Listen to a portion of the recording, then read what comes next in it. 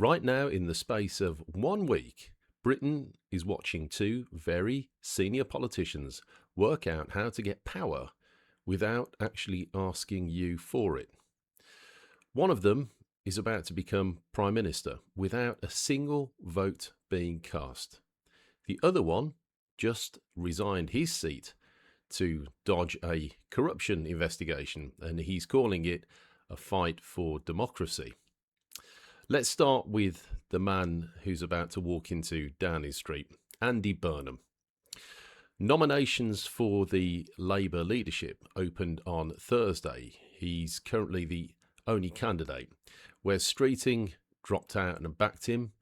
Al Khan's dropped out and backed him. 200 Labour MPs turned up in Westminster just to have their photo taken with him. If nobody else gets the backing of 81 MPs by the 16th of July, that's it. No vote, no membership ballot. Andy Burnham becomes leader of the Labour Party and the next Prime Minister of this country by default. Now, here's the number that should stop you in your tracks. Lord Ashcroft polled the country on exactly this. Only 27% of Britons think Burnham should become Prime Minister without a proper leadership race.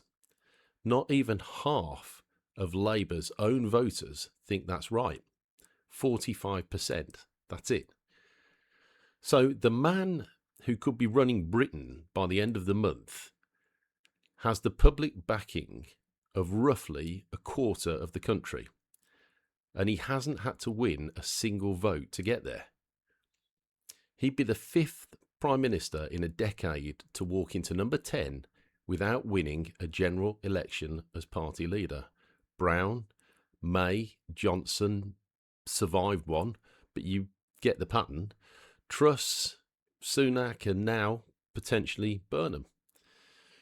This isn't a conspiracy theory. This is just how the rules currently work. But you're allowed to ask whether rules that let this happen 5 times in 10 years are actually good rules. Now let's go to Clacton. Nigel Farage resigned as MP this week.